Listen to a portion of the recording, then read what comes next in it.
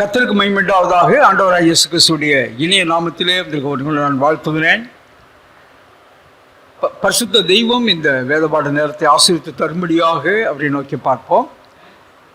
மகா பரிசுத்தமும் மகிமையும் வல்லமையும் கிருபையும் இரக்கமுள்ள அன்பின் பரலோக பிதாவையும் துதித்து ஸ்தோத்திரித்து வாழ்த்தி வணங்கி போற்றி உயர்த்துகிறோம், நன்றி செலுத்துகிறோம். தயவுள்ள கிருபையுள்ள மகிமையுள்ள பாதங்களிலே பணிந்து கொள்கிறோம். ஆண்டவரே, தேவனுடைய வார்த்தை மூலமாக எங்களோடு இடைப்பட வேண்டும் ஜெபிக்கிற ஆண்டவரே, வார்த்தையில் எங்கள் இருதயங்களில் எழுதுங்க. நாங்கள் கற்றுக்கொள்வதில் எங்களுக்குள்ளாக 100 மடங்காய் பலந்தர கிருபை தருவீராக. மையப்படுங்கப்பா, ஆசீர்வதிங்க. இயேசுராஜாவின் ஈடு நேற்ற நாமத்தில் பிதாவே, ஆமேன் ஆமேன். நெகேமியாவின் புஸ்தகம் நான் தியானித்துக் கொண்டிருக்கிறோம். 13ஆம் அதிகாரம் 1 to 9 வரை உள்ள வசனங்களை நான் வாசிக்கலாம். அன்றைய தினம் ஜனங்கள் கேட்க மோசேயின் புஸ்தகத்தை வாசித்தார்கள். அதிலே அம்மோனியரும் மோவாபியரும் இஸ்ரவேல் புத்திரருக்கு அப்பமும் தண்ணீரும் கொடுக்க எதிர்கொண்டு வராமல் அவர்களை சபிக்க அவர்களுக்கு விரோதமாய் பிலேயாமை கூலி பொருந்தி கொண்டபடியினால் அவர்கள் என்றைக்கும் அந்த சாபத்தை ஆசீர்வாதமாக திருப்பின எங்கள் தேவனுடைய சபைக்குட்படாது என்று எழுதியிருக்கிறதாக காணப்பட்டது. ஆகையால் அவர்கள் அந்த கட்டளையை கேட்டபோது பல ஜாதியான ஜனங்களை எல்லாம் இஸ்ரவேலை விட்டு பிரித்து விட்டார்கள். போதும். கர்த்தருக்கு மகிமையுண்டா, கர்த்தருக்கு ஸ்தோத்திரம். இப்போ நாம் பார்க்கிறோம், இஸ்ரவேல் ஜனங்கள் அவர்கள் எப்பொழுது இந்த கூடி வருகிற காரியம் என்று சொல்லுகிற பொழுது தேவனை துதித்தல், தேவனை ஆராதித்தல் என்று சொல்கிற நேரங்களில் எல்லாம் முக்கியமாக ஒரு காரியத்தை நாம் முக்கியப்படுத்துவதை பார்க்கிறோம். அது என்ன என்று சொன்னால், தேவனுடைய புஸ்தகத்தை வாசித்தல். மோசேயின் புஸ்தகம், அதாவது முதல் 5 ஆகமங்கள். அது குறிப்பாக அந்த 5 ஆகமங்களிலே இவர்கள் கொடுக்கப்பட்டிருக்கிற கடைபிடிக்க வேண்டிய இந்த சட்டங்கள் இவைகளை செய்வார்கள், வாசிப்பார்கள். அப்போ இவ்விதமாக வாசிப்பது தான் அவர்களுடைய முக்கியமான ஒரு நோக்கமாக இருக்கிறது. ஏனென்று சொன்னால் அதுதான் அவர்களுடைய வாழ்க்கையிலே சரியான முறையிலே இது நடத்துகிறதா இருக்கிறது. இங்கே பார்க்கலாம், அன்றைய தினம் ஜனங்கள் கேட்க மோசேயின் புஸ்தகத்தை வாசித்தார்கள். நம்ம முதல்ல பார்த்தோம், கூடார பண்டிகையின் அந்த 7 நாட்களிலும் அவர்கள் தொடர்ந்து என்ன செய்தார்கள், மோசேயின் புஸ்தகத்தை வாசித்தார்கள் என்று சொல்லி பார்த்தோம். அதே போல 24ஆம் தேதியில், அது 7வது மாதம் 24ஆம் தேதியில் அவர்கள் மோசேயின் புஸ்தகத்தை வாசிப்பார்கள் என்று சொல்லி, அப்போ அதுபோல் அவர்கள் கூடி வருகிற பொழுது மோசேயின் புஸ்தகத்தை வாசிப்பார்கள். அதிலே அம்மோனியரும் மோவாபியரும் இஸ்ரவேல் புத்திரருக்கு அப்பமும் தண்ணீரும் கொடுக்க எதிர்கொண்டு வராமல் அவர்களை சபிக்க அவர்களுக்கு விரோதமாக பிலேயாமை கூலி பொருந்தி கொண்டபடியினால். நம்ம இந்த காரியத்தை நம்ம எண்ணாகமத்தில் நம்ம பார்க்கிறோம். எப்படியாக இஸ்ரவேல் ஜனங்கள் அவர்கள் புறப்பட்டு வருகிற பொழுது அவர்கள் எந்த வழியாக கடந்து போக வேண்டும், இந்த மோவாபியர்களுடைய தேசத்தை அவர்கள் கடந்து போக வேண்டியிருந்தது. அந்த மோவாபியரும் அம்மோனியரும் அந்த தேசத்தை கடந்து போக இவர்களை இவங்க என்ன கேட்குறாங்க அப்படின்னா, நீங்கள் அதை வாசித்து பார்த்தீங்கன்னா தெரியும். உபாகமத்தில் வாசிக்க முடியும், எண்ணாகமத்தில் வாசிக்க முடியும். அப்போ அதில் நம்ம வாசிக்கும் போது அவர்கள் நம்ம என்ன பார்க்கிறோம் அப்படின்னு சொன்னால், அவர்கள் இடத்துல இஸ்ரவேல் ஜனங்கள் கேட்கிறது என்னன்னு சொன்னால், நாங்கள் உங்களுடைய பயிரையாவது உங்களுடைய எந்த ஒரு விளைவியாவது நாங்கள் தொட மாட்டோம், அதுபோல் உங்களுடைய தண்ணீர்களை நாங்கள் குடிக்க மாட்டோம், ஒரு தண்ணீர் குடித்தால் அதற்கான கிரயத்தை நாங்கள் செலுத்தி விடுவோம், எந்த ஒரு சேதமும் உங்களுக்கு அணுகாதபடிக்கு நாங்கள் வலதுபுறம் இடதுபுறம் சாயாமல் நேராக எங்களுடைய பாதையில் நாங்கள் ஒரு தேசத்தை கடந்து போவோம், எல்லாம் இதுதான் எங்களுக்கு வழியாக இருக்குது என்று கேட்கிற பொழுது அவர்கள் என்ன செய்தார்கள், மறுத்து விட்டார்கள். அப்போ மறுத்துவிட்டது மாத்திரமல்ல, இவர்கள் பெரிய ஜனங்களாக இருக்கிறார்கள், இவர்களை சபிக்க வேண்டும் என்று சொல்லி இந்த பிலேயாமை கூலி பொருந்தி அவனை கொண்டு வந்து அவனை சபிக்கும்படியாக அவனை கொண்டு வருகிறார் இந்த மோவாபின் ராஜா. ஆனால் தேவனாகிய கர்த்தர் மண்டலத்தில் நீ வந்து ஆசீர்வதிக்கணும், சபிக்கக்கூடாது என்று சொல்லுகிற காரியத்தின் நிமித்தமாக இஸ்ரவேல் ஜனங்களுக்கு மகிமையான ஆசீர்வாதங்களை யார் அதிகமாக சொல்லியிருக்கான்னு சொன்னால் இந்த பிலேயாம் தான் சொல்லியிருக்கிறார். சபிக்க கூட்டிகிட்டு போன ஆள் என்ன செய்கிறாரு, ஆசீர்வாதமாக அற்புதமான ஆசீர்வாதங்களாக சொல்கிறார். அப்போ இந்த ராஜா கோபமாகி அவர் விரட்டி விட்டுறாரு. ஆனால் இதே பிள்ளையாம் சபிக்காட்டாலும் கூட ஒரு காரியத்தை என்ன சொல்றாரு, இந்த இஸ்ரவேல் ஜனங்கள்கிட்ட புறஜாதிகளை அவர்கள் திருமணம் செஞ்சாங்கன்னா அவங்களுடைய பரிசுத்தம் குறைந்து போய்விடும். ஆகையினாலே மோவாபிய பெண்கள் ரொம்ப அழகாக இருப்பாங்க, அதனால் அவங்கள நீங்கள் விட்டு நீங்கள் என்ன செய்யுங்க, விபச்சாரம் பண்ண வச்சிங்கன்னா அவங்களுடைய தேவனுக்கு அவர்கள் பிரியமான ஜனமாக இருக்க மாட்டார்கள். அப்போ சாமனையும் சபிக்க வேண்டியது சாமம் தன்னாலே வந்துடும் பாவம் செய்யும்போது என்று சொல்லி அவர் சொல்றதுனால கர்த்தர் வந்து சொல்கிறாரு, நீங்கள் இந்த ஜனங்களை என்ன செய்யக்கூடாது, ஒருபோதும் நீங்கள் என்ன செய்யக்கூடாது, உங்களோட சேர்க்காதீங்க. உங்களுக்கு அவங்க இடம் கொடுக்காது மாத்திரமல்ல, உங்களோட யுத்தம் பண்ண வந்தார்கள், அது மாத்திரமல்ல, அவர்கள் உங்களை இடறி போகும்படியாக அவர்கள் தந்திரங்கள் செய்தார்கள். ஆகையினாலே அவர்கள் என்றென்றைக்கும் அந்த சாபத்தை என்ன செய்ய முடியாது, அவங்க ஆசீர்வாதமாக்க முடியாது. அதனால் அவங்களை என்ன செய்யாதீங்க, ஒருபோதும் உங்களுடைய கூட்டத்தில் சேர்க்காதீங்க என்கிற அந்த பகுதியை என்ன செய்யறாங்க, வாசிக்கிறாங்க. அன்னைக்கு எனக்கு அருமையானவர்களே, இந்த ஒரு அற்புதமான ஒரு காரியத்தை நம்ம இங்கே கற்றுக்கொள்கிறோம். அவர் வாசிக்கும்போது என்ன செய்த எழுதியிருக்கிறதை காணப்பட்டது. ஆகையால் அவர்கள் அந்த கட்டளையை கேட்டபோது பல ஜாதியான ஜனங்களை எல்லாம் இஸ்ரவேலை விட்டு பிரித்து விட்டார்கள். கவனிக்கணும், இங்கே தான் நம்ம கவனிக்கணும். நம்மளும் தான் என்ன செய்யறோம், வாசிக்கிறோம், நம்மளும் தான் கேட்குறோம், நம்மளும் தான் தியானிக்கிறோம், எல்லாம் செய்கிறோம். ஆனால் இஸ்ரவேல் ஜனங்கள் கேட்டதற்கும் அவங்க ஒன்றும் பெரிய அப்படியே செய்கிற ஜனங்கள் இல்லை. இந்த இதில் நம்ம ஒரு காரியத்தை நம்ம கற்றுக்கொள்கிறோம். இஸ்ரவேல் ஜனங்கள் கேட்டதற்கு நாம் கேட்டதுக்கும் ஒரு வித்தியாசம். அவர்கள் அதை படித்த உடனே என்ன செய்தாங்க, அவ்விதமாக இருந்த ஜனங்களை தங்களை விட்டு பிரித்து விட்டார்கள். அப்போ அவங்களோட நம்ம கலந்து இருக்கக்கூடாது, அவர்களே செஞ்சுங்க, பிரிச்சுருங்க. நம்ம தனித்து நம்முடைய பரிசுத்தத்தை காத்து கொள்ளுகிறவர்களாக இருக்க வேண்டும் என்கிற ஒரு உறுதியை எடுத்துக்கொண்டு உடனே அங்கே செயல்படுகிறப்ப அந்த மதம் 3 வசனம் சொல்லுது. ஆகையால் அவர்கள் அந்த கட்டளைகளை கேட்டபோது பல ஜாதியான ஜனங்களை எல்லாம் இஸ்ரவேலை விட்டு பிரித்து விட்டார்கள். நம்முடைய வாழ்க்கையில நம்மை விட்டு விலக்க வேண்டிய காரியங்களை, நம்மை விட்டு பிரிக்க வேண்டிய காரியங்களை நாம் தியானிக்கும் போது, கேட்கும் போது உடனே அதை செய்கிறோமா? அதே போல தேவன் நம்மை செய்யும்படியாக சொல்லுகிற காரியங்களை நாம் கேட்கும் போது உடனே அதற்கு கீழ்ப்படிந்து அதை செய்கிறோமா என்பது ஒரு பெரிய கேள்விக்குறியாக இருக்கிறது.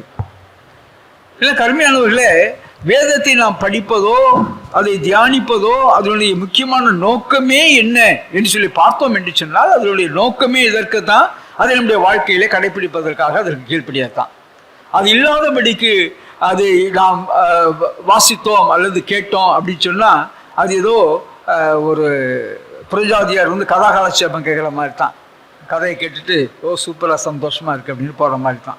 இல்லை கடுமையானவர்களே நம்ம சிந்தித்து பார்க்க வேண்டும். அப்போ தொடர்ந்து நான் வாசிக்கிறோம் 4 அதற்கு முன்னே எங்கள் தேவனுடைய ஆலயத்தின் அறைகளை விசாரிக்க வைக்கப்பட்ட ஆசாரியனாகிய எலியாசிப் தொபியாவோட சம்பந்தம் கலந்தவனாய் இருந்து முற்காலத்தில் காணிக்கைகளும் சாம்பிராணியும் பனிமுட்டுக்களும் லேவியருக்கும் பாடகருக்கும் வாசல் காக்கிறவர்களுக்கும் கட்டளை பண்ணப்பட்ட தானியம் திராட்சரசம் எண்ணெய் என்பவைகளாலே தசம பாகமும் ஆசாரியை சேர்கிற படைப்பான காணிக்கைகளும் வைக்கப்பட்டிருந்த இடத்திலே ஒரு பெரிய அறையை அவனுக்கு ஆயத்தம் பண்ணி இருந்தான். நாம் கவனிப்போம், இங்க எவ்வளோ ஒரு வருந்தத்தக்கதான ஒரு காரியம் இங்கே நடக்கிறதை நாம் பார்க்கலாம். அந்த வசனத்தை நம்ம தொடர்ந்து வாசிக்கலாம். வாசிங்க 6 இதெல்லாம் நடக்கும்போது நான் எருசலேமில் இல்லை, பாபிலோன் ராஜாவாகிய அர்த்தசஸ்தாவின் 32ஆம் வருஷத்திலே நான் ராஜாவிடத்திற்கு போய் சில நாளுக்கு பின்பு திரும்ப ராஜாவிடத்தில் உத்தரவு பெற்றுக்கொண்டு எருசலேமுக்கு வந்தேன். அப்பொழுது எலியாசி தொபியாவுக்கு தேவனுடைய ஆலயத்து பிரகாரங்களில் ஒரு அறையை ஆயத்தம் பண்ணினதினால் செய்த பொல்லாப்பை அறிந்து கொண்டேன். அதனால் நான் மிகவும் மனமடிவாகி தொபியாவின் வீட்டு தட்டுமுட்டுக்களை எல்லாம் அந்த அறையிலிருந்து வெளியே எறிந்துவிட்டேன். பின்பு நான் அறை வீடுகளை சுத்திகரிக்க சொல்லி தேவனுடைய ஆலய முட்டுக்களையும் காணிக்கைகளையும் சாம்பிராணியையும் அங்கே திரும்ப கொண்டு வந்து வைத்தேன். போதும். கர்த்தரை நாம் மையப்படுவதாக. இங்கே நடக்கிற ஒரு செய்தியை நம்ம பார்க்கிறோம். நாம் முதலேயே நம்ம நெகேமியாவுடைய புத்தகத்தை ஆரம்பத்தில் பார்த்தோம். ராஜா வந்து கேட்குறாரு, நீ எவ்வளவு நாள் உனக்கு செல்லும் என்பதை கேட்கிறார். அவர் சொல்கிறாரு, இந்த இவ்வளவு நாள் செல்லும்னு சொன்ன உடனே சரி நீ போயிட்டு வா அப்படிங்கிறார். இப்போ இங்கே நெகேமியா இங்கே வந்து அவர் இங்கே வந்தது அந்த எருசலேம் பட்டணத்தில் மதில்களை கட்டினது மாத்திரமல்ல, இங்கே அவர் என்ன செய்கிறார், கவர்னராக ஆளுநராக வருகிறார், ஆளுகை செய்கிறார். அப்போ அவ்விதமாக அவர் செய்து 12 வருஷங்கள் இங்கே இருக்கிறார். 12 வருஷங்கள் எருசலேம்லேருந்து நம்ம பார்க்கிறோம் எப்படி அரங்கம் கட்டப்பட்டது. அந்த அரங்கம் கட்டப்பட்டதுக்கு அப்புறம் ஒவ்வொரு சீர்திருத்தமாக எப்படி செய்கிறார்கள். இதுக்கு 12ஆம் அதிகாரத்தில் கூட நம்ம வாசித்தோம். எல்லாவற்றையும் எப்படியாக அவர்கள் திட்டம் பண்ணுகிறார்கள். இதை எல்லாம் அவர்கள் செய்து எல்லாவற்றையும் சரி செய்து ஒரு சரியான முறையிலே நடைமுறையிலே அது நடக்கும்படியாக அவைகள் எல்லாவற்றையும் நியமித்து விட்டுட்டார். யாரு? நெகேமியா. பாடல் பாடுறவங்க, வாயில் காக்கிறவங்க, லேவியர்கள், ஆசாரியர்கள், பிரதான ஆசாரியன், அப்புறம் அந்த ஆளுகள் ஒவ்வொருவரும் என்னென்ன காரியங்கள் எப்படி கொடுக்கணும், எப்படி தேவனுடைய ஆலயத்தினுடைய ஆராதனை முறைமைகள்லாம் எப்படி நிறைவேற்றப்பட வேண்டும், அங்கு ஊழியம் செய்கிறவர்களுக்கான பாகங்கள் எப்படியாக கொடுக்கப்பட வேண்டும், எல்லாம் நம்ம 12ஆம் அதிகாரத்தில் வாசித்தோம் போன வாரம். அப்போ இவைகள் எல்லாவற்றையும் திட்டம் பண்ணுகிறார். இப்போ இடையில ஒரு அகஸ்வேரு ராஜாவை பார்ப்பதற்காக எங்கே செய்கிறாரு? நெகேமியா செய்கிறாரு, அங்கே போயிடுறார். ஆனால் போய்விட்டு அங்கே எவ்வளவு காலம் இருந்திருக்கலாம், 1 வருஷமோ 2 வருஷமோ, அதை பற்றி அங்கே குறிப்பிடப்படலை. ஆனால் அங்கே போனதுக்கப்புறம் அவர் கேள்விப்படுறாரு, இங்கே என்ன செஞ்சிச்சு, எல்லாம் மறுபடியும் என்ன செஞ்சிருச்சு. எனக்கு அருமையானவர்களே, ரொம்ப நம்ம ஜாக்கிரதையாக இதையெல்லாம் நம்ம பார்க்க வேண்டிய, உற்று பார்க்க வேண்டிய, இது ஏதோ ஒரு நெகேமியா காலத்திலே நடந்த ஒரு காரியம், அவர் போனார், ஏதோ ஒன்று நடந்தது அப்படின்னு சொல்லிட்டு அதை பார்த்த உடனே நம்ம என்ன செய்வோம்? இப்போ இதை படித்த உடனே என்ன நினைப்போம்? அட பாவிகளா, தேவாலயத்தில் போய் என்ன செஞ்சுட்டாங்க, தொபியாவுக்கு ஒரு ரூமை அலாட் பண்ணிட்டான். அங்கே எங்கே என்ன வைக்கிற இடம்? அது பனிமுட்டுகள், காணிக்கைகள், இவையெல்லாம் சாம்பிராணி, இவையெல்லாம் என்ன செய்யறதை கொண்டாந்து வைக்கிற இடம். அந்த வைக்கிற இடத்த என்ன ஆயிடுச்சு? இப்போ தொபியா என்பவன் தேவனுடைய மனுஷன் அல்ல. தொபியா என்பவன் நம்ம ஏற்கனவே அறிஞ்சிருக்கிறோம், அவன் ஒரு அம்மோனியன். அம்மோனியன் மாத்திரமல்ல, அவன் தேவ ஆலயம் எழும்புவதற்கும் இந்த அதற்கு அடுத்த காரியங்களுக்கும் அங்கு எருசலேமை சுற்றி அந்த மதில் கட்டுவதற்கும் எதிராக இருந்தவன். அப்போ இந்த ஆசாரியன் யார் என்று சொன்னால், இந்த பனிமுட்டுகள் இவைகள் எல்லாவற்றையும் பராமரித்து காக்கக்கூடிய பொறுப்பிலே அமர்த்தப்பட்டவன். அவன் தான் அதுக்கு பொறுப்பு. அவன் என்ன செய்யறான்? அதுல ஒரு பெரிய அறையை எடுத்து என்ன செய்யறான்? தொபியா கொடுக்குறான்.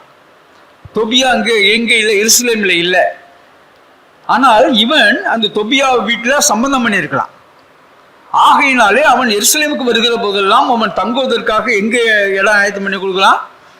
தேவாலயத்தில் தேவனுக்கு உகந்த பரிசுத்தமான காரியங்களை வைக்க வேண்டிய இடத்தை அவனுக்கு ஆயத்தம் பண்ணி கொடுக்குறான். எவ்வளோ பெரிய கொடுமைன்னு நம்ம என்ன செய்கிறோம் பார்க்குறோம். நம்ம இடத்த என்ன செய்து குதிக்குதா? எனக்கு அருமையானவர்களே, இன்னைக்கு வெஸ்டர்ன் கண்ட்ரீஸில் என்ன நடந்து கொண்டு இருக்கிறது, கிறிஸ்தவ நாடுகளிலேயே நடந்து கொண்டு இருக்கிறதுன்னு சொல்லி பார்த்தால், அற்புதமாக மகிமையாக இருந்த தேவாலயங்கள் இன்னைக்கு ஹோட்டல்ஸாகவும் கிளப்ஸாகவும் மற்ற காரியங்களுக்காகவும் அது கொடுக்கப்பட்டு அது அங்கே ஆராதனை நடக்காமல் எத்தனையோ ஆலயங்கள் இருக்கிறது. எவ்வளவு ஒரு வேதனையான இதுதான் இப்போ நம்ம பார்க்கிறோம். ஏன் அது மாதிரி ஆச்சு? இப்போ இங்கே வந்து ஏன் அது மாதிரி ஆச்சு அப்படின்னு பார்க்குறோம். ஏன் கொஞ்சம் கொஞ்சமாக என்ன செய்கிறாங்க? மக்கள் வந்து அந்த தேவாலயத்திற்கு கொடுக்கப்பட்ட வேண்டிய, தேவனுக்கு கொடுக்கப்பட்ட வேண்டிய கனத்தை கொடுக்கவில்லை, மகிமையை கொடுக்கவில்லை, அதற்காக கூடி வரவில்லை, அதற்காக செலுத்தப்பட வேண்டிய காணிக்கைகள், அந்த பொறுப்புகளை அவர்கள் செய்யவில்லை. அப்போ என்ன ஆகுது? தேவனுக்காக பயன்படக்கூடிய ஒரு அந்த அறை எவனோ ஒருத்தன் வந்து ஸ்டே பண்ணிட்டு போகிறதுக்கு அவன் யாரும் இல்லை, தேவனுடைய பிள்ளை இல்லை. இல்லை கருமையானவர்களே, இன்னைக்கு என்ன நடந்து கொண்டு இருக்கிறது? இப்போ இதற்கு யார் காரணம்? அப்போ அங்கு அந்த ஸ்தலத்தை தேவனை மகிமைப்படுத்தி ஆராதித்து கொள்ள வேண்டிய, அதை முக்கியப்படுத்த வேண்டிய, அதை பரிசுத்தத்தை காக்க வேண்டிய ஜனங்கள் அதை தவறினபடியினாலே அது எப்படி ஆயிடுச்சு? எவனோ ஒருத்தவங்க தங்குற இடமாயிடுச்சு. அப்போ என்னை கேட்டால் அந்த குறிப்பிட்ட ஒரு நபர் காரணமாக இருந்தாலும் அவன் மாத்திரம் காரணம் அல்ல. அங்கு அதை செய்ய வேண்டிய, தேவனுடைய பரிசுத்தத்தை காக்க வேண்டிய, சைலண்ட் போட்டுங்களேன், டிஸ்டர்பன்ஸா இருக்குல்ல, அதை காக்க வேண்டிய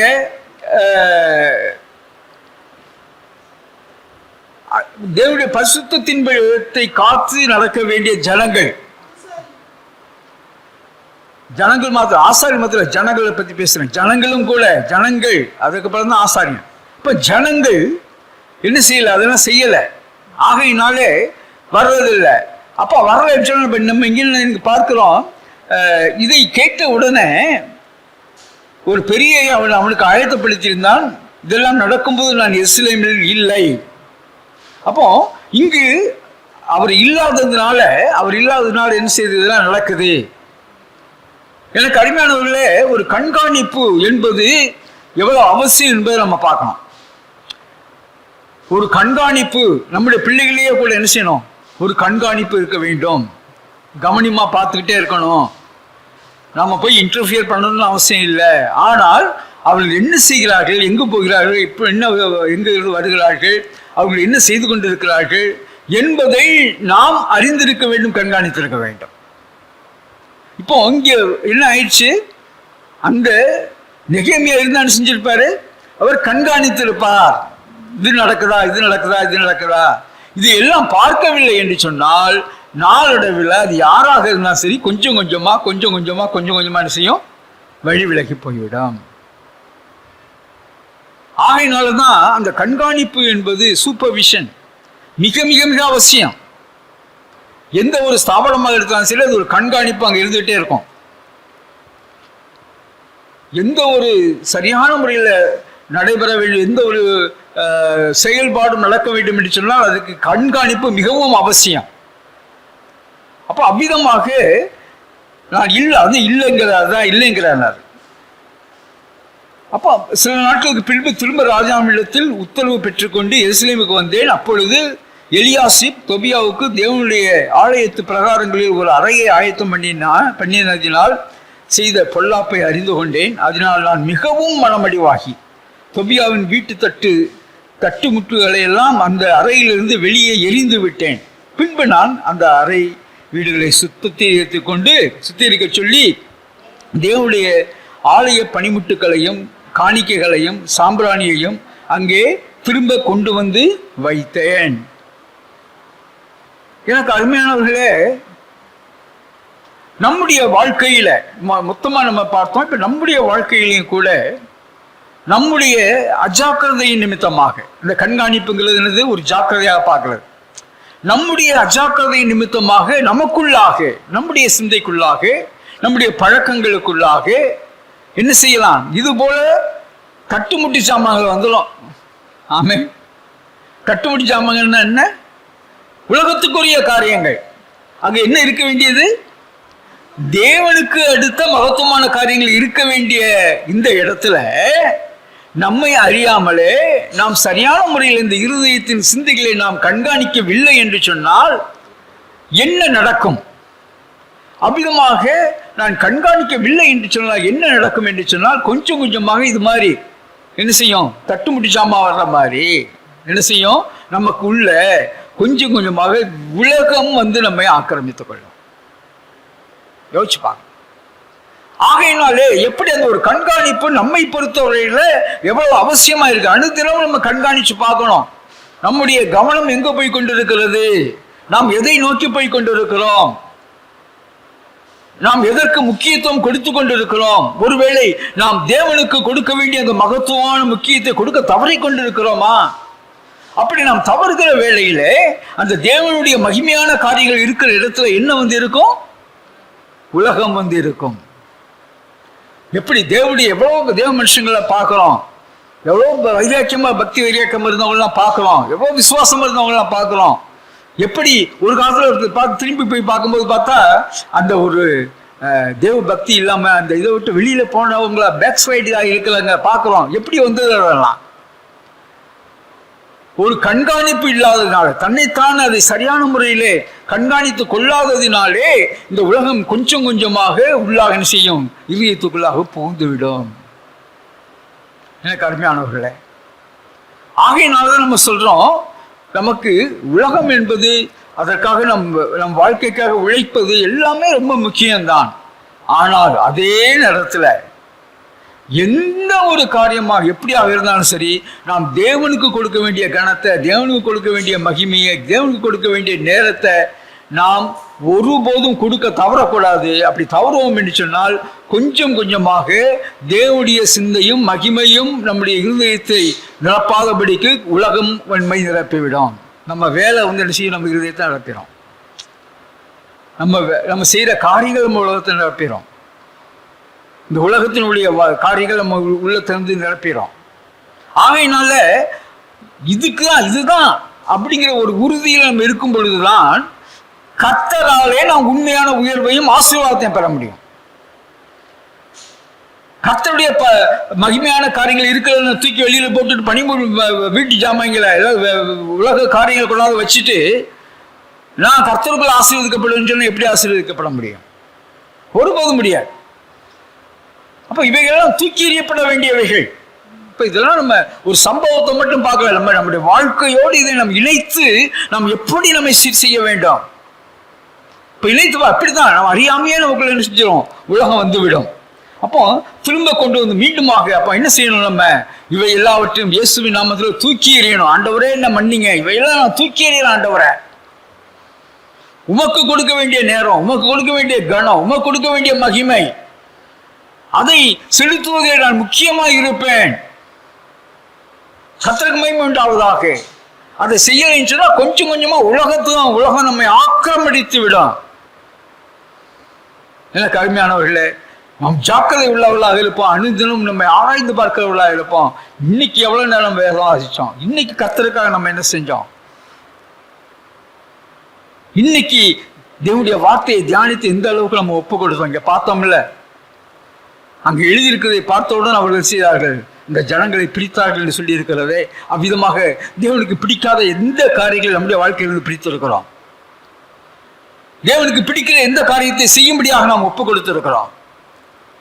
மிகவும் அவசியம். வாசிக்கலாம். 10ஆம் வசனத்திலிருந்து 14 வசனம் வரை நான் வாசிக்கலாம். பின்னையும் லேவியருக்கு அவர்கள் பங்குகள் கொடுக்கப்படவில்லை என்பதையும், பணிவிடை செய்கிற லேவியரும் பாடகரும் அவரவர் தங்கள் வெளிநிலையங்களுக்கு ஓடிப்போனார்கள் என்பதையும் நான் அறிந்து கொண்டேன். அப்பொழுது நான் தலைமையானவர்களோடு வழக்காடி தேவனுடைய ஆலயம் கைவிடப்பட்டு போவானேன் என்று சொல்லி அவர்களை சேர்த்து அவரவர் நிலையில் அவர்களை வைத்தேன். அப்பொழுது யூதர் எல்லாரும் தானியம், திராட்சரசம், எண்ணெய் என்பவைகளில் தசமபாகத்தை பொக்கிஷ அறைகளில் கொண்டு வந்தார்கள்.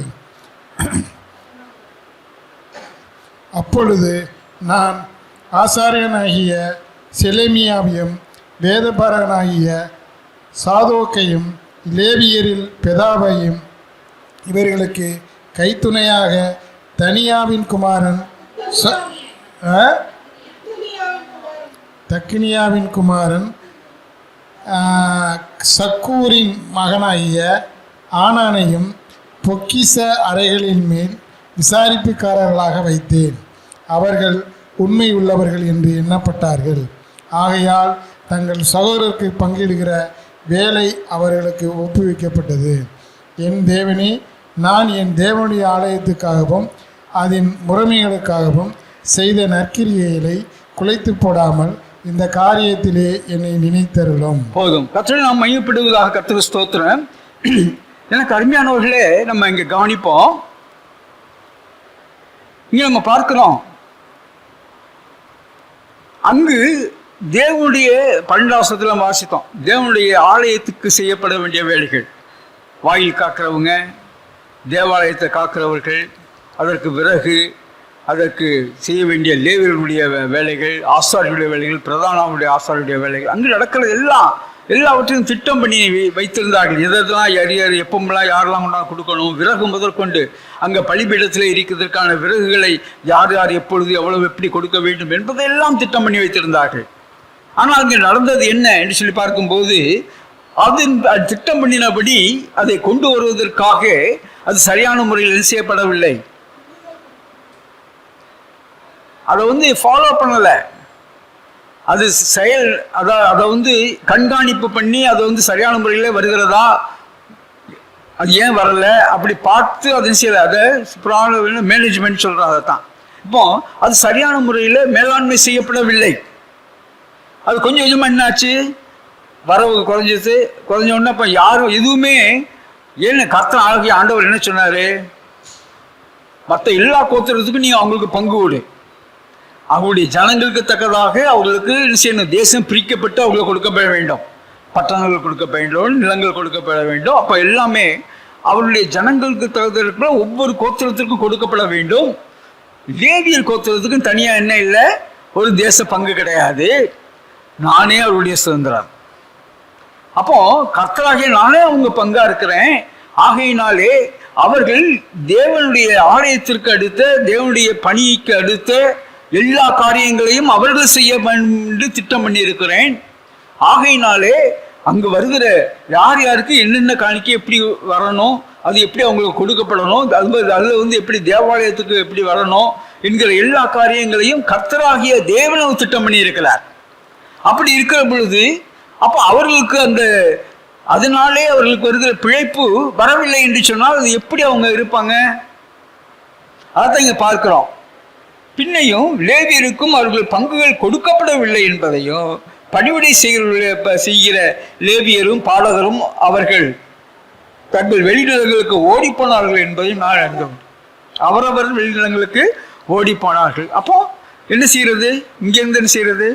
அப்போ அவங்க நம்மளால் முடிந்த வேலையை நம்ம செஞ்சு என்ன செய்வோம், நம்ம சாப்பிடுவோம் அப்படின்னு சொல்லி என்ன செய்தாங்க, அங்கே போயிட்டாங்க. இப்போ அப்பொழுது நான் தலைமையானவர்களுடைய வழக்காடி தேவனுடைய ஆலயம் கைவிடப்பட்டு போவானேன் என்று சொல்லி அவர்களை சேர்த்து அவரவர் நிலையில் அவர்களை வைத்தேன். அப்பொழுது யூதர் எல்லோரும் தானியம், திராட்சரசம், எண்ணெய் என்பவைகளில் தசமபாகத்தை பொக்கிஷ அறையில் கொண்டு வந்தார்கள். அப்போ இங்கே மறுபடியுமாக எல்லோரையும் சொல்லி திட்டம் பண்ணி மீண்டுமாக என்ன செய்யணும், இதெல்லாம் சரியான முறையில் நடக்க வேண்டும், கொண்டு வரப்பட வேண்டும் என்பதே அவர் திட்டம் பண்ணுகிறார். அது திட்டம் பண்ணுறது மாத்திரம் இல்லை, நான் முதல்ல சொன்னேன், அதை கண்காணிக்கணும், அது சரியான முறையில் வருகிறதா என்று பார்க்க வேண்டும், அது சரியான முறையிலே அவைகள் என்ன செய்யப்பட வேண்டும், பாதுகாத்து வைக்கப்பட வேண்டும், எப்படி அவைகளை செலவு செய்யப்பட வேண்டுமோ அப்படியாக செலவு செய்யப்பட வேண்டும். அப்போ இது எல்லாவற்றிற்கும் என்ன வேணும், உண்மையும் உத்தமமும் உள்ள வேலையாற்றல் வேண்டும். அப்போ இங்கே என்ன செய்ய 13ஆம் வசனத்தில் பார்க்கிறோம், உண்மையும் உத்தமமும் உள்ள விசாரிப்புக்காரர்களை அங்கே நியமிக்கிறார். அவர் நியமித்து இவர்களில் தான் செய்த காத்துக்கொள்ள வேண்டும், இவங்க காத்துக்கொள்ள வேண்டும் என்று சொல்லி அதற்கு அவர்கள் கொடுக்கப்படுகிறது, அவங்களிடத்தில் அது ஒப்புவிக்கப்படுகிறது என்று சொல்லி அந்த 13ஆம் வசனத்தில் நம்ம பார்க்கிறோம். அப்போ அந்த மீண்டுமாக அதை என்ன செய்கிறாரு, சீர் செய்கிறார். நெகேமியா செய்கிறாரு, மீண்டுமாக சீர் செய்கிறார். அடுத்து இந்த 14ஆம் வசனத்தை சொல்றார், என் தேவனே, நான் என் தேவனுடைய ஆலயத்திற்காகவும் அதன் முறைமைகளுக்காகவும் செய்த நற்கிரியைகளை குலைத்து போடாமல் இந்த காரியத்திலே என்னை நினைத்தரலாம். இப்போ இவர் செய்த அந்த நற்கிரியில உள்ள காரியத்தை அவரை பற்றி அவர் அங்கே சொல்லலை. நெகேமியா எதை பற்றி பேசுறாருன்னா, ஆண்டவராகிய தேவன் நெகேமியாவுக்கு ஒரு கட்டளையை கொடுக்கிறார், ஒரு வேலையை கொடுக்கிறார். இதை காரியத்தை நீ செய்து நிறைவேற்ற வேண்டும் என்று சொல்லுகிறார். அவர் தானே செஞ்சாரு, அந்த பாரத்தை கொடுத்து என்ன செய்தாரு, இங்கே அனுப்பினாரு, மதிலை கட்டினாங்க, எல்லாவற்றையும் ஒழுங்கு செய்கிறார். இதெல்லாம் யார் கொடுத்த ஒரு பாரம், யார் கொடுத்த ஒரு வேலை? ஆண்டவராகிய தேவன் நெகேமியாவுக்கு இதை நிறைவேற்றும்படி கொடுத்த வேலை. இப்போ என்ன சொல்றாரு? ஆண்டவரே நீங்க சொன்னதை நான் உண்மையாக நிறைவேற்றி இருக்கிறேன். அதைத்தான் அங்கே பேசுறார். ஆண்டவரே நீங்க சொன்னதை நான் உண்மையாக நிறைவேற்றிருக்கிறேன். நீங்க சொன்ன வேலையை நான் உண்மையாக முடித்திருக்கிறேன். நீங்க சொன்ன வேலையை நான் உண்மையாக இருக்கிறேன் என்பதை குறித்து அங்கே நெகேமியா சொல்லுகிறார். அப்போ நெகேமியா அங்கே ஏற்கனவே உள்ள அதிகாரம் 4ஆம் அதிகாரத்தில் இதை சொல்றதை நம்ம பார்க்கிறோம். அப்போ அவர் ஆண்டவரே நான் உண்மையாகவே எல்லாம் செய்திருக்கிறேன், உண்மையாக எல்லாம் செய்திருக்கிறேன். நீங்க நினைத்தருளுங்க. என்னை மாத்திரமல்ல, இதை நான் எஸ்டாப்ளிஷ் பண்ணி இதை நன்றாக சிறப்படுத்தி வைத்திருக்கிறது. எப்பவுமே இது இப்படியே இருக்கணும், என்ன செய்யணும், இப்படியே இருக்கணும். அப்போ அந்த பிரயாசங்கள் எல்லாம், அந்த பிரயாசங்கள் பலன் எப்பொழுதுமாக இருக்க வேண்டும். இப்போ மாதிரி இங்கே சீர்குலைஞ்சு போச்சே, அது மாதிரி எல்லாம் போயிடக்கூடாது. அப்போ அதற்காக அவர் வேண்டுதல் செய்கிறார். அப்போ நான் உண்மை உத்தமமாக இதை செய்தேன் என்கிறதை அவர் என்ன செய்கிறார்? நினைவு கூறுகிறார். அடுத்து நம்ம வாசிக்கலாம் 15ஆம் வசனத்திலிருந்து. அந்த நாட்களில் நான் யூதாவிலே ஓய்வு நாளில் சிலர் ஆலைகளை மிதிக்கிறதையும் சிலர் தானிய பொதிகளை கழுதையின் மேல் ஏற்றிக்கொண்டு வருகிறதையும் திராட்சரசம், திராட்சைப்பழம், அத்திப்பழம் முதலானவைகளின் பற்பல சுமைகளை ஓய்வு நாளிலே எருசலேமுக்கு கொண்டு வருவதையும் கண்டு அவர்கள் தின்பண்டம் விற்கிற நாளை பற்றி அவர்களை திடசாட்சியாய் கடிந்து கொண்டேன். மீனையும் சகலவித சரக்குகளையும் கொண்டு வந்து ஓய்வு நாளிலே யூதா புத்திரருக்கும் எருசலேமில் இருக்கிறவர்களுக்கும் விற்கிற சில தீரியரும் உள்ளே குடியிருந்தார்கள். ஆகையால் நான் யூதாவின் பெரியவர்களை கடிந்து கொண்டு, நீங்கள் ஓய்வு நாளை பரிசுத்த குலைச்சலாக்குகிற இந்த பொல்லாத செய்கை என்ன? உங்கள் பிதாக்கள் இப்படி செய்தினால் அல்லவா நமது தேவன் நம்மேலும் இந்த நகரத்தின் மேலும் இந்த தீங்கையெல்லாம் வரப்பண்ணினார். நீங்களோ வென்றால் ஓய்வு நாளை பரிசுத்த குலைச்சலாக்கிறதுனால் இஸ்ரவேலின் மேல் இருக்கிற உக்கிரத்தை அதிகரிக்க பண்ணுகிறீர்கள் என்று அவர்களுக்கு சொன்னேன். ஆகையால் ஓய்வு நாளுக்கு முன்னே எருசலேமின் பட்டண வாசலில் மாலை மயங்கும் போது கதவுகளை பூட்டவும் ஓய்வு நாள் முடியும் மட்டும் அவைகளை திறவாதிருக்கவும் வேண்டுமென்று கட்டளையிட்டு ஓய்வு நாளிலே ஒரு சுமையும் உள்ளே வராதபடிக்கு வாசலண்டையில் என் வேலைக்காரர்கள் சிலரை நிறுத்தினேன். அதனால் வர்த்தகரும் சகலவித சரக்குகளை விற்கிறவர்களுக்கும் இரண்டு தரம் எருசலேமுக்கு புறம்பே இரா தங்கினார்கள். அப்பொழுது நான் அவர்களை திடசாட்சியாய் கடிந்து கொண்டு, நீங்கள் அலங்கத்தண்டையிலே இரா தங்கிறது என்ன? நீங்கள் மறுபடியும் இப்படி செய்தால் உங்கள் மேல் கை போடுவேன் என்று அவர்களுடைய சொன்னேன். அது முதல் அவர்கள் ஓய்வு நாளிலே வராதிருந்தார்கள். ஓய்வு நாளை பரிசுத்தமாக்கும்படிக்கு உங்களை சுத்தம் பண்ணி கொண்டு வாசல்களை காக்க வாருங்கள் என்று லேவியருக்கும் சொன்னேன். என் தேவனே, இதை குறித்து நீர் என்னை நினைத்தருளி உம்முடைய மிகுந்த கிருபையின்படி எனக்கு இறங்குவீராக. போதும். கர்த்தருக்கு மகிமை உண்டாவதாக. இங்கே நம்ம இந்த இதில் பார்க்கிறோம், யூதர்களுக்கு கொடுக்கப்பட்ட முக்கியமான ஒரு கட்டளை, அந்த 10 கட்டளைகளிலே இது அடங்கி இருக்கிறது. என்ன என்று சொன்னால், ஓய்வு நாளை பரிசுத்தமாய் ஆசரிப்பாயாக. அந்த ஓய்வு நாள் என்பதனுடைய மகத்துவம் என்ன? அதனுடைய மகிமை என்ன?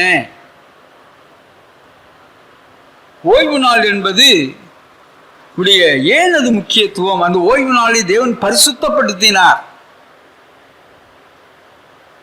அது ஏன் அந்த நாளை ஏன் பரிசுத்தப்படுத்துகிறார் எழுதியிருக்குது? நாம் யோசித்து பார்க்க வேண்டும். அது ஏதோ ஒரு கிழமையை குறித்ததான காரியம் அல்ல, ஏதோ ஒரு சடங்காச்சாரத்தை குறித்ததான காரியம் அல்ல. ஒரு சில சொல்லுகிற போல் இந்த நாட்டில் தான் அதை செய்யணும், இந்த நாளில் தான் அதை செய்யணும், அப்பதான் ஏற்றுக்கொள்வார். அது புதிய ஏற்பாட்டினுடைய சட்டம் அல்ல. ஆனால் அந்த ஓய்வு நாளையே எதற்காக தேவன் கொடுத்தார்? அந்த நோக்கம் நமக்குள்ளாக இப்பவும் நிறைவேறணும். அது பழைய ஏற்பாட்டுக்காக தான், புதிய ஏற்பாட்டுக்காக. நோக்கம் என்ன? நாம் தேவனுடைய பாதத்திலே குடும்பமாக அமர்ந்து முதல் என்ன செய்யறோம்? கூடி வந்து அவருடைய சமூகத்தில் அவருடைய வார்த்தைகளை தியானித்து அவரை ஆராதித்து, அது மாத்திரம் இல்லாமல் அன்று முழுவதும், அந்த நாள் முழுவதும் நாம் தேவனுடைய சமூகத்திலே அதிகமாக நாம் செலவு செய்யணும், அதிகமாக இருக்க வேண்டும். மற்ற காரியங்களில் நம்ம செலவு செய்யக்கூடாது. அதற்காகத்தான் அவர் என்ன சொன்னார்? ஓய்வு நாளுக்கு தேவையான ஆகாரங்களை முதல் நாள் என்ன செய்யுங்க, ஆயத்தம் பண்ணி வைத்துக் கொள்ளுங்கள். அதனால தான் சொன்னார். அப்போ ஆயத்தம் பண்ணி வைத்துக் கொள்ளுங்கள். ஏன்னு சொன்னால் உங்களுடைய முழு கவனமும் கர்த்தரோடு கூட அவருடைய வார்த்தையை கேட்கறதுல, அவருடைய வார்த்தையை தியானிக்கிறதுல, குடும்பமாக அவருடைய வார்த்தையை தியானித்து அதற்காக அந்த வருகிற வாதத்திற்காக தேவனுடைய கிருபையை, பெலனை, அபிஷேகத்தை பெற்றுக்கொள்வதற்காக குறிப்பாக அது சொல்லப்பட்டிருக்கிறது. தவிர அது அந்த ஓய்வு நாள் என்பது, அந்த ஒரு நாள் என்பது ஏதோ நம்ம ஓய்வெடுக்கிறது தான். ஆனால் அது எதுக்குள்ள ஓய்வு? கர்த்தருக்குள்ளாக ஒரு பலன் பெறுகிறதான ஓய்வு. ஆமென். ஓய்வு எதுக்கு எடுக்கிறோம்? ஓய்வு எதுக்கு எடுக்கிறோம்? சரீரத்தில் பலன் வரணும், அதுதான் ஓய்வு எடுக்கிறோம். அப்போ அது கர்த்தருக்குள்ளாக நமக்கு ஓய்வு என்று சொல்கிற பொழுது நம்முடைய ஆத்மாவிலும் பலன், சரீரத்திலும் பலன். ஆமென். அப்போ அந்த கர்த்தருடைய வார்த்தையாகிய உணவை நாம் உட்கொண்டு பலப்படுகிறோம். அப்ப அந்த வார்த்தைக்குள்ள அவருடைய நாம் போகிற பொழுது, அதை தியானிக்கிற பொழுது அவருடைய கிருபையின் அபிஷேகம் நம்மை நிரப்புகிறது. அதை நாமும் நம்முடைய குடும்பத்தாரும் முழுமையாக சுதந்திரத்துக் கொள்ளுகிறோம். அப்போ அந்த முக்கியத்துவத்தை நீ பரிசுத்த நாளாக அனுசரிப்பாயாக அன்று சொல்ல அந்த முக்கியத்துவத்தை இவர்கள் என்ன செஞ்சுட்டாங்க? அங்க என்ன ரீப்ளேஸ் ஆயிடுச்சு? பிஸ்னஸ், வாங்குறது, விற்கிறது, கறி மீன். சண்டேயில் சர்ச்சுக்கு போகிறத விட கறி மீனை பற்றி திங்க் பண்ணுறது தான் அதிகம்.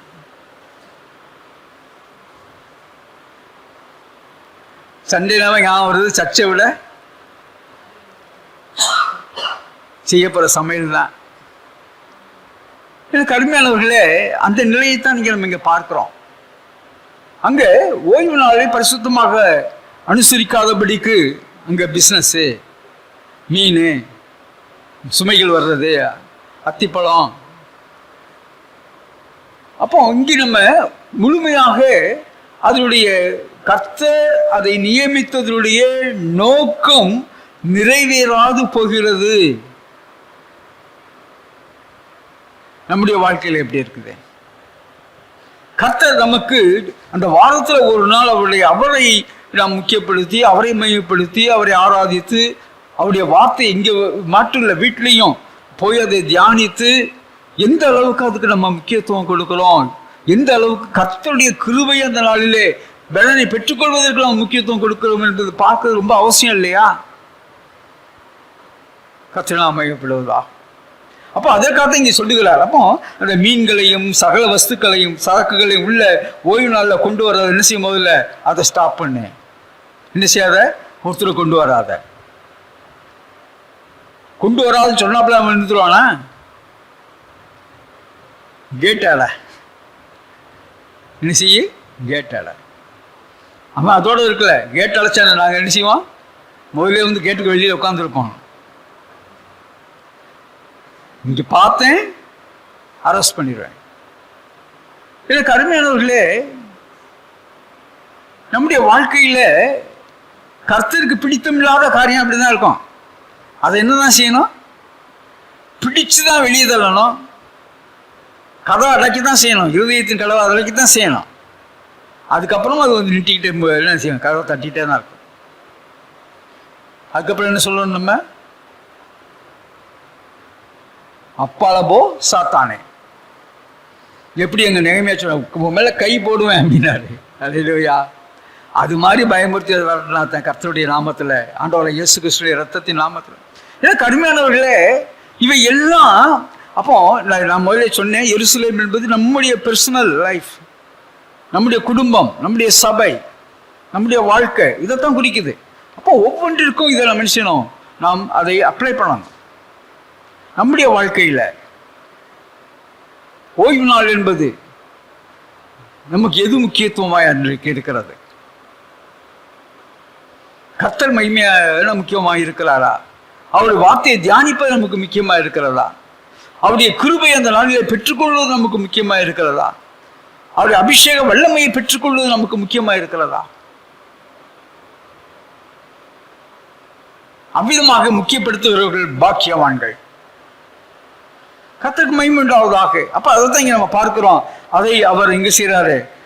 இப்படி இந்த 15 அந்த 22 வசனங்கள் வரைக்கும் அவர் அதை எப்படியாக அதை அவர் சொல்றது மாத்திரம் இல்லை, அதை எப்படி அதை நடைமுறைக்கு கொண்டு வருகிறார்.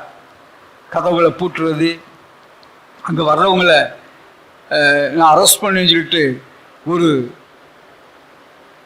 ஸ்ட்ரிக்டான கடுமையான நடவடிக்கை எடுப்பதற்கு முன்பாக எச்சரிக்கை விடுத்து அதை செய்கிறார். பெர்ஃபெக்டாக செய்கிறார். கர்த்தருக்கு மகிமை உண்டாவதாக.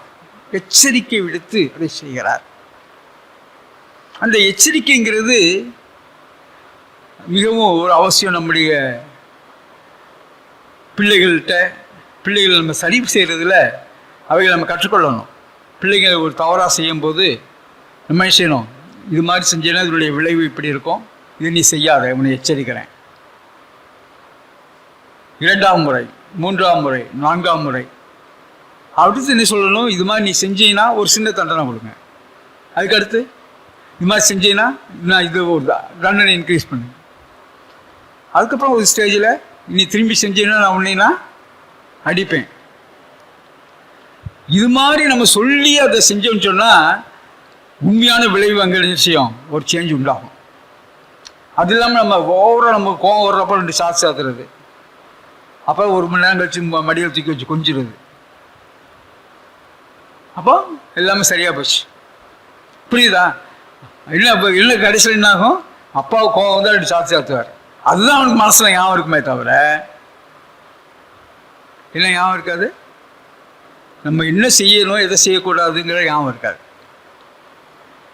இப்போ நீங்கள் சொல்ல மீண்டுமா இங்கே வந்தீங்கன்னா என்ன செய்வேன், வராதிங்க, வந்தீங்கன்னா கை போடணும் சொல்கிறாரு.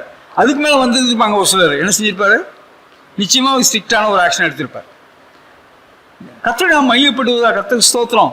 இது போல தான் நம்முடைய இருதயத்திலையும் இந்த சிந்தனையில நம்ம ஃபோர்ஸ்ஃபுல்லாக வராத, இயேசு நாம சொல்ல வராத அப்படின்னு சொன்னாலும் என்ன செய்யும், வரும். என்ன செய்யணும், நம்ம அதை ஃபோர்ஸ்ஃபுல்லாக தான் டீல் பண்ணணும். அதில் ஒரு வைராக்கியமாக தான் அதை என்ன செய்யணும், நம்ம கையாள வேண்டும். அது சும்மா நீ போன்னு சொன்னா என்ன செய்யாது, போகாது. நம்ம ஒரு வைராக்கியத்தோடு கூட என்ன செய்யணும், நம்ம கையாள வேண்டும். அந்த கர்த்தருடைய வார்த்தையில் அந்த ஒரு உறுதி நமக்குள்ளாக இருக்க வேண்டும். அது செய்யணும். கர்த்தர் நாம் மையப்படுவாங்க. அதுதான் இங்கே நம்ம பார்க்கணும் எப்படியாக அவர் செய்தார் என்று சொல்லி. அடுத்து வாசிக்கலாம் 23ஆம் வசனம். அஸ்தோத், அம்மோன், மோவாப் ஜாதிகளான ஸ்திரீகளை சேர்த்து கொண்ட சில யூதரையும் அந்த நாட்களிலே கண்டேன். அவர்கள் பிள்ளைகள் பேசின பேச்சில் பாதி அஸ்தோத் பாஷையாக இருந்தது. இவர்கள் அந்தந்த ஜாதிகளின் பாஷையை தவிர யூத பாஷையை திட்டமாய் பேச அறியாதிருந்தார்கள்.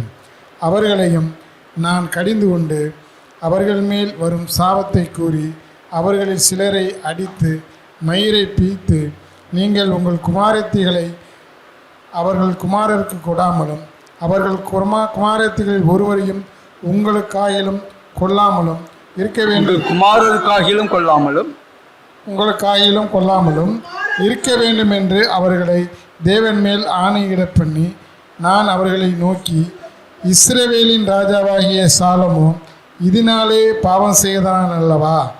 அவனை போன்ற ராஜா அநேகம் ஜாதிகளுக்குள்ளே உண்டாயிருந்ததில்லை. அவன் தன் தேவனாலே சிநேகிக்கப்பட்டவனாயிருந்தான். தேவன் அவனை இஸ்ரவேலத்தின் மேலும் ராஜாவாக வைத்தார். அப்படிப்பட்டவனையும் மறுஜாதியான ஸ்திரீகள் பாவம் செய்ய பண்ணினார்கள். நீங்கள் மறுஜாதியான ஸ்திரீகளை சேர்த்து கொள்கிறதுனால் நம்முடைய தேவனுக்கு துரோகிகளாகி இந்த பெரிய பொல்லாப்பையெல்லாம் செய்யும்படி உங்களுக்கு இடம் கொடுப்போமோ என்றேன். போதும். கர்த்தருடைய நாம் மையப்படுவதாக. அடுத்து ஒரு முக்கியமான ஒரு இஸ்ரவேலுக்கு செய்த பாவம், அவர்கள் பிற ஜாதி பெண்களை அவர்கள் செய்தார்களாம், திருமணம் செய்து கொண்டார்கள். எனக்கு அருமையானவர்களே, இங்கே நன்மை நடக்கிறது சொல்லி இப்போ நம்ம பார்க்கிறோம். அஸ்தோத், அம்மோன், மோவாப் ஜாதியான ஸ்திரீகளை சேர்த்து கொண்ட சில யூதர்களையும் அந்நாட்களில் கண்டேன். அப்போ சில யூதர்கள் புறஜாதி பெண்களை திருமணம் பண்ணினது மாத்திரமல்ல, இப்போ அடுத்து நம்ம இதில் என்ன இன்னொரு முக்கியமான காரியத்தை என்ன பார்க்குறோம்னா, அந்த பிள்ளைங்க என்ன செய்கிறாங்க, அவங்களுக்கு யூதை பாஷை தெரியவில்லை, யூத பாஷை தெரியலை. அப்படின்னா என்ன அர்த்தம்?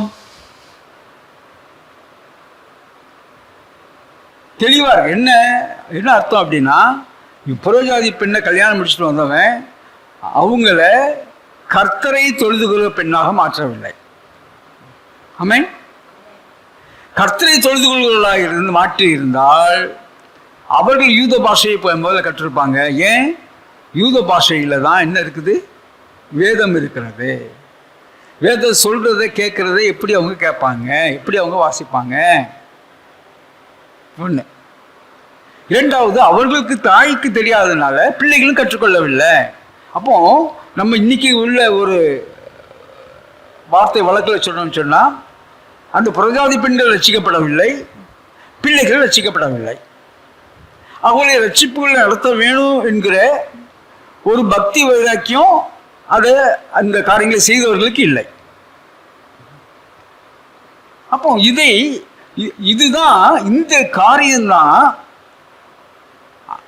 உண்மையாகவே இஸ்ரேல் ஜனங்கள், அங்கே இஸ்ரேல் ஜனங்களாக இருக்கட்டும், யூதா ஜனங்களாக இருக்கட்டும், மேலே வடக்கில் இருந்த 10 கோத்திரங்களாக இருக்கட்டும், தெற்கில் இருந்த 2 கோத்திரங்களாக இருக்கட்டும், அந்த ராஜ்யங்கள் சிதறப்பட்டு அந்தந்த தேசத்தை விட்டு வெளியிலே அடிமைகளாக போய் துரத்தப்பட்ட காரணமே என்னதான்? இதுதான். ஏன்?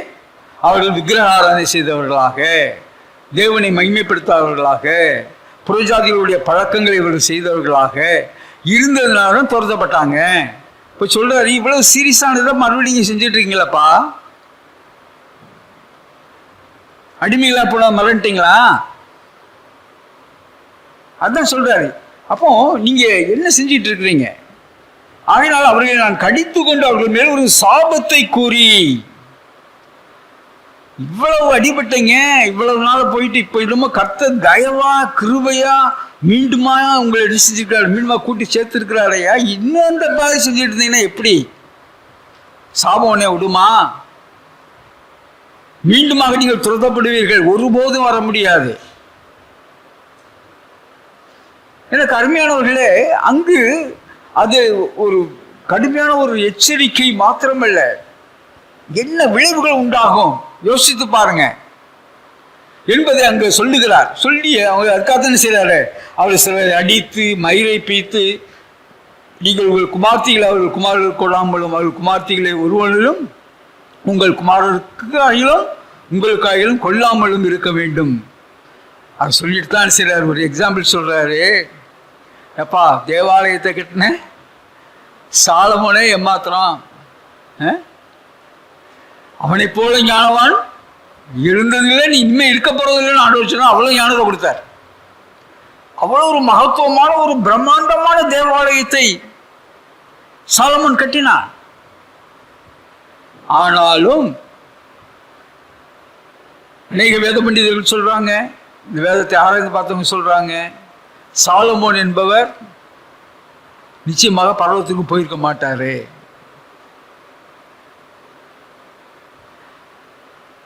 சாலமோன் முடிவு எவ்வளவு காலம் ஆயிடுச்சு, இப்பவும் சாலமோனை பற்றி என்ன செய்யறாரு? இப்படிதான் எழுதுறாரு. என்ன செய்யறாரு? அவர் என்ன செஞ்சிட்டாரு பார்க்கலாம். இஸ்ரவேலின் ராஜாவாகிய சாலமோன் இதனாலே பாவம் செய்தான் அல்லவா? அவனை போன்ற ராஜா அநேகம் ஜாதிகளுக்குள்ளே உண்டாயிருந்ததில்லை. அவன் தன் தேவனாலே சிநேகிக்கப்பட்டவனாய் இருந்தான். தேவன் அவனை இஸ்ரவேலில் அனைத்தின் மேலும் ராஜாவாக வைத்தார்.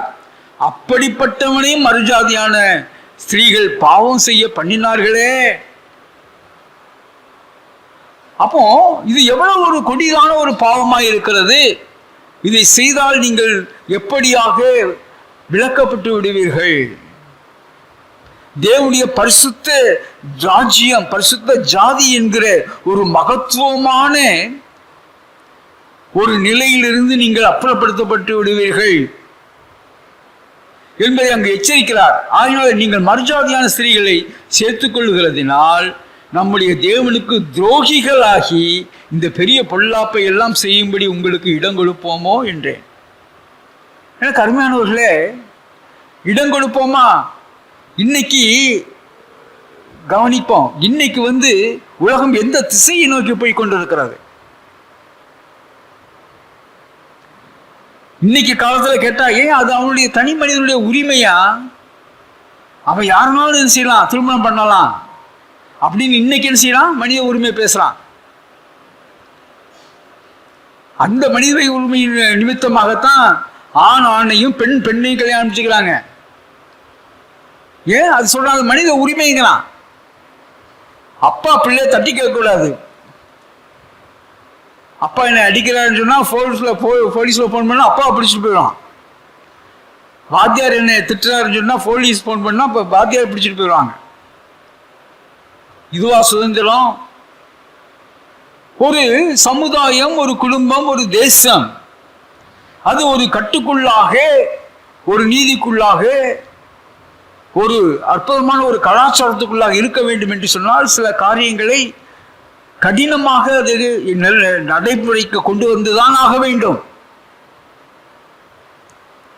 லிவிங் இன் ரிலேஷன்ஷிப், ஒரு ஆணும் பெண்ணும் திருமணமாகாமல் சேர்ந்து ஒரே வீட்டில் வாழலாம். சட்டப்படி சரிங்களான்னு கோர்ட்ல. அப்போ எப்படியாக இந்த சமுதாயம் சீர்கிட்டு கொண்டிருக்கிறது? ஒரு கேஸ் வந்துச்சு. ஒரு மனைவி கணவன் மேல கேஸ் போடுறா. இது மாதிரி இன்னொரு பெண்ணை அவர் வச்சிருக்கிறாரு. ஜட்ஜி சொல்றான், அது வந்து என் ஃப்ரெண்டு அப்படின்னு சொல்லிட்டா அவங்க ரெண்டும் ஒரே வீட்டில் இருக்கலாம், அதை பற்றிலாம் ஒன்றும் இல்லை, அவங்க ஃப்ரெண்டுன்னு சொல்றாங்க, அவ்வளோதான், இது அலவுடு அப்படிங்கிறான். யோசிச்சு பார்ப்போம். அப்போ இது இந்த சமுதாயம் எப்படி, அதாவது சுதந்திரம் என்கிற ஒரு போர்வையில, தனிநபர் உரிமை என்கிற ஒரு போர்வையில இங்கு போய் கொண்டிருக்கிறது. அப்போ அங்கு நெகேமியா சொல்ல, இதெல்லாம் நாங்கள் அனுமதிக்க மாட்டோம், இது உன்னுடைய தனிநபருடைய சுதந்திரம் என்று நீ சொல்லுகிறாய், ஆனால் இது இந்த ஒரு கொடுமையான ஒரு விஷயமானது அப்படியே சமுதாயத்தில் பரவி நாளைக்கு இஸ்ரவேல் தேசமே மீண்டுமாக சிதறி போக வேண்டிய ஒரு சூழ்நிலை வரும். அனுமதிக்க முடியாது. அல்லேலூயா. யோசிச்சு பார்ப்போம். அப்போ கர்த்தருக்கு பிடித்தம் இல்லாத காரியம் அது நிச்சயமாக தீங்கைத்தான் வருவலை கொடுக்கும் என்று சொன்னால் அதை நாம் அனுமதிக்கவே கூடாது என்கிறது நமக்கு ஒரு வைராக்கியம் இருக்கணும்.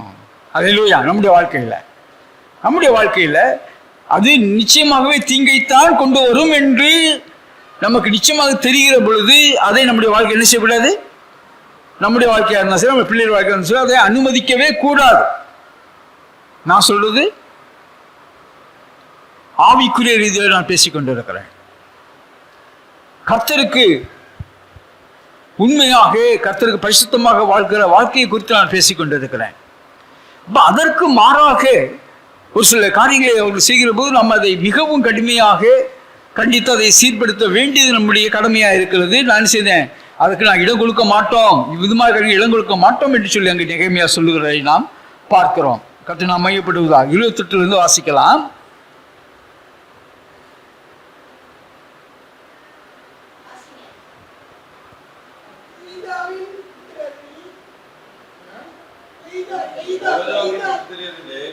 பிரதான ஆசாரியனாகிய எலியாசிபியினுடைய குமாரன் ஒருவன் ஓரோனியனான சன்பல்லாத்துக்கு மருமகனானான்.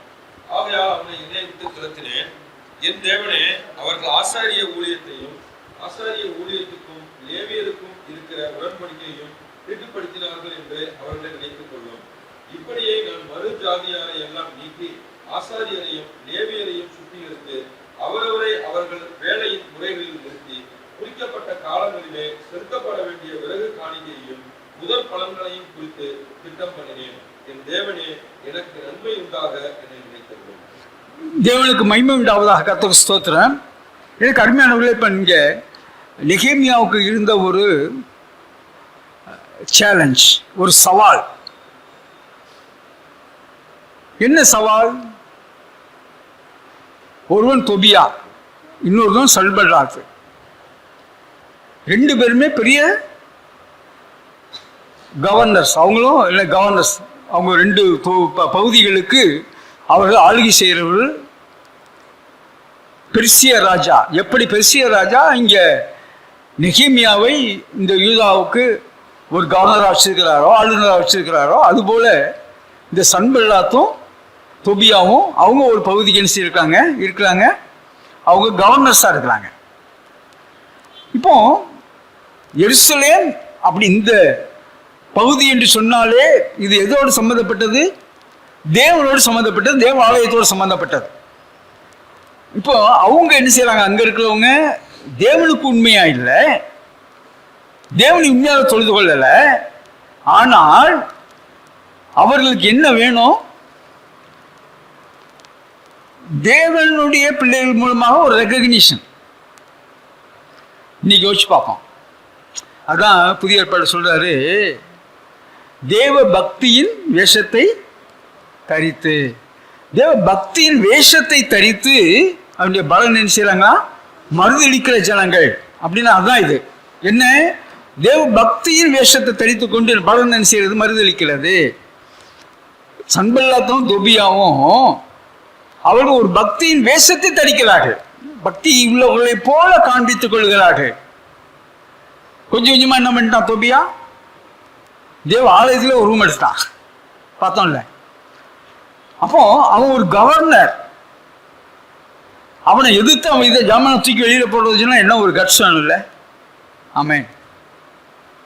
இங்க பார்க்கலாம் சன்பல்லாத்து. இப்ப யாரு இது? இவ கூடயே இருக்கலாம்.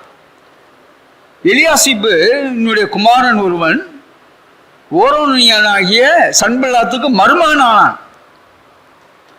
அவன் இன்னொரு கவர்னர், அவனுடைய மருமகன் யார் கூட இருக்கிறான்? நெகேமியாவோட இருந்துட்டான் இருந்தவன். இப்போ என்ன செய்யறான்? அவனை துரத்தி விட்டேன். அப்போ நெகேமியா உடைய வைராக்கியம், பக்தி வைராக்கியம், இந்த காரியங்கள் என்ன செய்யும்? நாளைக்கு நான் இன்னொருத்தன்ட்ட போய் அதை சரி செய்யும் போது, என்னப்பா அவனுடைய மருமகன் நீ உங்களை வச்சுட்டு இருக்க, அப்புறம் என்ன? எனக்கு அருமையானவர்களே, தேவனுக்கு பிடித்தமில்லாத காரியங்கள் நம்முடைய வாழ்க்கையில எங்க வந்த ட்ரேஸ், அந்த காரியங்களே காணப்படக்கூடாது என்பதில் நம்ம ஒரு உறுதியாக இருக்க வேண்டும். நெகேமியா அந்த உறுதியாக தான் இருக்கிறார். அப்போ அது யாரா இருந்தாலும் சரி எனக்கு கவலை இல்லை, ஆனால் அது தேவனுக்கு பிரியம் இல்லாத காரியம் என்பதினாலே நான் அதை செய்ய முடியாது என்கிறதே அவர் இங்கே ஒரு தெளிவாக எங்கே செய்கிறார். அங்கே இருக்கிறது நம்ம செய்கிறோம், இங்கே நாம் பார்க்கிறோம். அது மாத்திரம் இல்லாமல் அடுத்து நம்ம பார்க்கிறோம், என் தேவனே அவர்கள் ஆசாரிய ஊழியத்தையும் ஆசாரிய ஊழியத்துக்கும் லேவியருக்கும் இருக்கிற உடன்படிக்கையும் தீட்டுப்படுத்தினார்கள் என்று அவர்களை நினைத்து கொள்ளும். பார்த்தீங்களா? ஊழியத்தை தீட்டுப்படுத்தினார்கள். அவங்க ஊழியத்துக்கு சப்போர்ட்டா வரல. அவங்களுக்கு என்ன வேணும்? அவரும் ஒரு பக்திமான்யா. யாரு? பக்திமான் அப்படிங்கிற பேர் வேணும். ஏற்கனவே பதவி இருக்கு, பதவியோட என்ன வேணும்? பக்திமான். அந்த அந்த விஷயம் தான் இன்னைக்கு நடந்துட்டு இருக்குது உலகத்துல. நடக்குதா நடக்கலையா? நடக்குது. எத்தனை பாஸ்டர் எம்பியா போகணும், எம்எல்ஏ போகணும், அரசியலில் போகணும்னு இத்தனை பாஸ்டர் துடிச்சிட்டு இருக்காங்க. நடக்கலையா? பதவியும் வேணும், என்ன வேணும்? இந்த பக்திமான் என்கிற ஒரு வேஷமும் வேணும். கர்த்தர் மையப்படுவா. கர்த்தருக்கு ஸ்தோத்திரம், கர்த்தருக்கு ஸ்தோத்திரம், கர்த்தருக்கு ஸ்தோத்திரம். அப்போ இதெல்லாம் நம்ம யோசித்து பார்க்க வேண்டும். இங்கே நெகேமியாவைகள் எல்லாம் செய்கிறாரு, சரி செய்கிறார். அப்படியே நான் மறுஜாதியாரை எல்லாம் நீக்கி ஆசாரியரும் லேவியரும் சுத்திகரித்து அவர்கள் வேலையில் முறைமையில் நிறுத்தினேன். அதே போல அந்த புறஜாதியாருடைய பெண்களை எல்லாம் அப்புறப்படுத்தி விட்டு எல்லாரையும் சுத்திகரித்து அவர்களை நான் சீர்திருத்தி பாட்டினேன். அதுதான் சொல்றாரு மறுபடியும், குறிக்கப்பட்ட காலங்களிலே செலுத்தப்பட வேண்டிய விறகு காணிக்கையையும் முதற் பலன்களின் குறித்த திட்டம் பண்ணினேன். என் தேவனே எனக்கு நன்மை உண்டாக என்னை நினைத்தரலாம். கவனிப்போம். அப்போ இங்கு நெகேமியா இவைகளெல்லாம் திட்டம் பண்ணி ஒழுங்கு பண்ணுகிறார். இதை அப்படியே இல்லை, இது என்ன செய்யணும்? நினைத்தரணும் ஏன் சொல்றாரு? ஆண்டவரே நீங்க எனக்கு கொடுத்ததை நான் உண்மையா எவ்வளவு செஞ்சிருக்கேன் ஆண்டவரே. இந்த செய்யப்பட்டது என்ன செய்யணும்? இன்னும் தலைமுறையா இருக்கணும் ஆண்டவரே. அதான் நினைத்தருளும் ஆண்டவரே. நான் செஞ்சுட்டேன், எனக்கு கொடுத்ததை நான் உண்மையை உத்தமாக செஞ்சுட்டேன்ப்பா. இது நீடிச்சிருக்கணும் ஐயா, அந்த தாகம் இது நீடிச்சிருக்கணும் ஆண்டவரே, இப்படியே இருக்கணும் ஆண்டவரே. அந்த நெகேமியா எனக்கு அருமையாக அந்த நெகேமியாவின் ஜெபம், அந்த நெகேமியாவின் ஜெபம் அப்படியே வாஞ்ச, இஸ்ராவின் ஜெபம் வாஞ்ச. இவர்களுடைய ஜெபமும் வாஞ்சையும் என்ன நடந்தது என்று சொன்னால், இங்கு அந்த பெர்சியா ராஜாவின் காலத்துல மாத்திரமல்ல, அதற்கு அடுத்து நம்ம பார்க்கிறோம் கிரேக்க சாம்ராஜ்யம் வருகிறது, அதற்கு பார்க்கிறோம் ரோமருடைய சாம்ராஜ்யம் வருகிறது. இவை எல்லாவற்றையும் தாக்கு பிடிச்சு என்ன செஞ்சிச்சு? இஸ்ரேல் தேசம் நின்றுச்சு. ஆமேன்னு சொல்லுவோமா? ஆமேன். நினைத்தருளும் ஆண்டவரே, இதெல்லாம் பண்ணியிருக்கேன். இப்போ இந்த ஜனங்கள் பரிசுத்தமா வாழணும் ஐயா, உமக்கு பிரியமா வாழணும் ஆண்டவரே. அப்போ அந்த ஜபங்கள் எல்லாம் அவருடைய விருப்பம் எல்லாம் நிறைவேறியது. தேவன் நினைத்தருளினார். அப்போ இந்த அதை விட பயங்கரமான ராஜ்யங்கள் வரும்போது என்ன செஞ்சு அது நின்றுச்சு. அந்த சந்ததி காக்கப்பட்டதுனால அதுல உலக ரட்சகராகிய ஆண்டவராகிய இயேசு கிறிஸ்து வந்தார். ஆமென் சொல்லுவோமா? அல்லேலூயா. அப்போ அந்த பரிசுத்தம் காக்கப்பட்டதுனால, அந்த சந்ததி காக்கப்பட்டதுனால, அந்த சந்ததிக்குள்ளாக ஆண்டவராகிய இயேசு உலக ரட்சகராக, மனுக்குலத்தின் ரட்சகராக அந்த அந்த பரிசுத்த வழியில் அவர் அவதரிக்கிறதை நாம் பார்க்கிறோம், வருகிறதை நாம் பார்க்கிறோம். கர்த்தருக்கு மகிமை உண்டாவதாக. கர்த்தருக்கு ஸ்தோத்திரம், கர்த்தருக்கு ஸ்தோத்திரம், கர்த்தருக்கு ஸ்தோத்திரம். அப்போ இந்த நெகேமியா அற்புதமான ஒரு புஸ்தகம். நம்ம கிட்டத்தட்ட 14-15 வாரங்கள் நம்ம இதை தியானித்திருக்கிறோம். 15ன்னு நினைக்கிறேன், 15 வாரங்கள் தியானித்திருக்கிறோம். இது நம்ம இந்த எல்லா தியானங்களும் நம்ம யூடியூப்லேயும் லோட் பண்ணியிருக்கிறோம். தயவுசெய்து மீண்டும் மீண்டுமா இதை கேளுங்க. இது வாழ்க்கைக்குரிய அற்புதமான பாடங்கள் இதில் நம்ம இருக்குது. நம்ம கற்றுக்கொண்டு இருக்கிறோம், பேசியிருக்கிறோம். இன்னும் எவ்வளவோ இருக்கு. நீங்க உட்கார்ந்து தியானிங்க, நீ உட்காந்து தியானிங்க. நான் என்ன செஞ்சேன், ஒரு டேஸ்ட் கொடுத்தோம். அது ஒரு டேஸ்ட். நீங்கள் உட்காந்து தியானிக்கும் போது இதை விட 10 மடங்கு 100 மடங்கு காரியங்களை கர்த்தர் உங்களுக்கு வெளிப்படுத்துவார். அல்லேலூயா. நீ உட்கார்ந்து தியானிங்க. அற்புதமான காரியங்களை பரிசுத்த ஆவியானவர், he is the teacher. அவர் தான் நமக்கு கற்றுக் கொடுக்கிறவர். அவர் பாதத்தில் உட்காராம கற்றுக்கொள்ளவே முடியாது. இது மாதிரிலாம் 100 மணி நேரம் கேட்டாலும் கற்றுக்கொள்ள முடியாது. தயவுசெய்து நீங்க கர்த்தருடைய பாதத்தில் உட்காருங்க. நீங்க வேதத்தை எடுத்து தியானம் பண்ணுங்க. பரிசுத்த ஆவியானவர் மகிமையான காரியங்களை உங்களுக்கு வெளிப்படுத்துவார், மகிமையான காரியங்களை வெளிப்படுத்துவார். கர்த்தருக்கு மகிமை உண்டாவதாக. நாம் ஒப்பு கொடுப்போம். பரிசுத்தமும் கிருபையும் இரக்கமும் அன்பின் பரலோக பிதாவையும் துதிக்கிறோம், ஸ்தோத்திரிக்கிறோம். ஆண்டவரே, உம்முடைய கிருபை, இரக்கம், தயவு, அன்பு ஆண்டவரே எவ்வளவா எங்களோடு இருக்கிறது ஐயா. இந்த நெகேமியாவின் முக்கியமான ஒரு புஸ்தகம் அப்பா. இது எவ்வளவு நாட்கள் ஆண்டவரே நாங்கள் அப்பா ருசிக்கும்படியாக, அனுபவிக்கும்படியாக, அது எங்கள் வாழ்க்கையில் எங்கள் ஆத்துமாக்கு அது பலத்தை தரத்தக்கதாக, எங்களை பரிசுத்தப்படுத்தத்தக்கதாக, எங்களை ஆயத்தப்படுத்தத்தக்கதாக ஆவியானவர் இவைகளை கொண்டு எங்களோட பேசுனீங்களே ஆண்டவரே. நன்றி செலுத்துகிறோம், நன்றி செலுத்துகிறோம். நன்றியோடும் நாங்கள் துதிக்கிறோம் அப்பா. துதிக்கிறோம் ஆண்டவரே, துதிக்கிறோம் ஆண்டவரே. இந்த வாழ்க்கையில், இந்த உலகத்தில் எங்களுக்கு தேவையானது எல்லாவற்றையும் உம்முடைய வார்த்தையினாலே நீங்கள் கொடுக்க வல்லவராக இருக்கிறீங்க ஆண்டவரே. அதற்காக கோடி கோடி நன்றிகளை, துதிகளை, ஸ்தோத்திரங்களை எடுத்து தகப்பனையும் நாங்கள் மகிமைப்படுத்துவோம் ராஜா. அப்பா, நாங்கள் தொடர்ந்து ஆண்டவர் இந்த வார்த்தைகள் எல்லாம் தனிப்பட்ட முறையில் ஆண்டவர் இவைகளை தியானிக்க பரிசுத்த ஆவியானவரே உம்முடைய பாதங்களில் அமர்ந்து ஆண்டவரே உம்முடைய வார்த்தைகள் மகத்துவங்களை நாங்கள் உம்மிடத்திலிருந்து கற்றுக்கொள்ள எங்கள் ஒவ்வொருவருக்கும் உதவி செய்ய வேண்டுமா நாங்கள் ஜெபிக்கிறோம் தகப்பனே. மகிமையான மகத்துவமான காரியங்களை செய்யுங்கப்பா. ஆசீர்வதிங்க ஆண்டவரே. உம்முடைய நாமத்தை மையப்படுத்துங்க. உம்முடைய நாமத்திற்கு மகிமையாக நாங்கள் ஜீவிக்க முடிய விரைவில் இருக்க போகிற முடிய வருகைக்கு ஆயத்தமாக பரிசுத்த தெய்வம் எங்களுக்கு உதவி செய்ய வேண்டுமா ஜெபிக்கிறோம். துதி கனமயம் எல்லாம் பாத்திர அன்பு தப்புன்னு ஒருவருக்கு எடுக்கிறோம். இயேசு ராஜாவின் ஈடு இணையற்ற நாமத்தில் பிதாவே, ஆமென், ஆமென், ஆமென்.